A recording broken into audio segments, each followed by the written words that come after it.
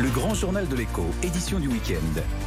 En route vers les grands prix BFM Business des ETI.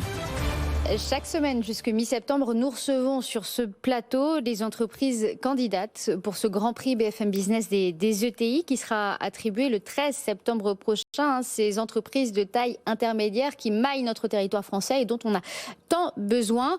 Les entreprises qu'on reçoit concourent dans plusieurs catégories.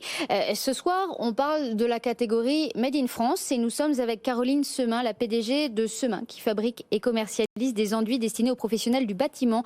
Le siège social est basé à côté de Thionville en Moselle. Bonsoir Caroline Semin. Bonsoir Pauline Tadevin. Merci d'être avec nous sur BFM Business. Quand on va sur votre site internet, la première chose qui apparaît, c'est Semin, la marque française des artisans. On est bien dans le thème. Oui, tout à fait.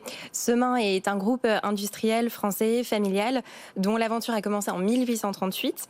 Donc je suis fière de représenter la 6e génération et nous sommes spécialisés dans la fabrication de matériaux de construction pour le bâtiment. Et notre leitmotiv est d'apporter chaque jour des solutions de qualité pour la construction et la rénovation intérieure de l'habitat. Ouais, voilà. Vos clients, clairement, c'est qui ? Nos clients, directement, c'est les distributeurs de matériaux, négoce matériaux, grossistes peinture et les grandes surfaces de bricolage également. 300 collaborateurs en France, 800 à l'international, un chiffre d'affaires 2020 de 170 millions d'euros, c'est ça, Caroline Semin, 12 sites de production, dont 8 en France. Pourquoi c'est important pour vous de produire en France, toujours Caroline Semin ? Alors le groupe Semin, c'est 12 sites de production, dont 8 en France. Nous réalisons 60% de notre chiffre d'affaires en France.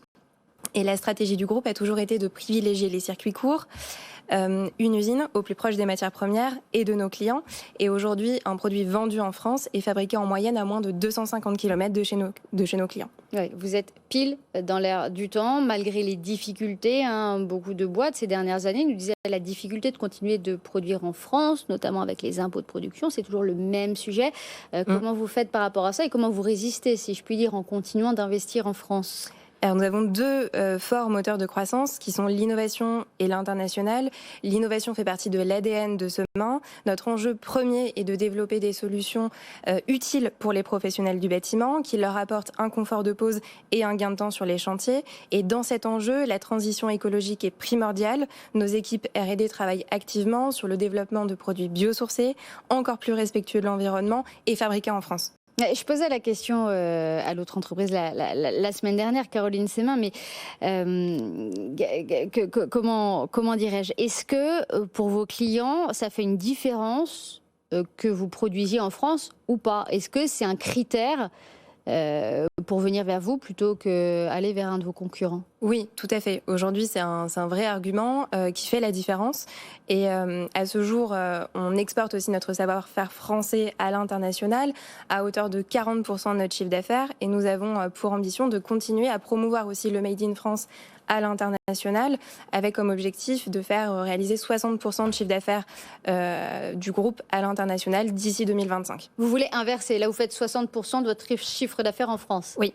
C'est ça, elles sont où vos autres usines, Caroline Semin ? Alors nous avons 2 usines en Europe, en Espagne, en Tchéquie et en Russie également. C'est plus difficile ou moins difficile qu'avant de produire en France, d'après vous ? Aujourd'hui, le vrai challenge par rapport à l'actualité, c'est de trouver les matières premières pour pouvoir fabriquer et assurer au mieux la disponibilité produit à nos clients. C'est le gros sujet du moment.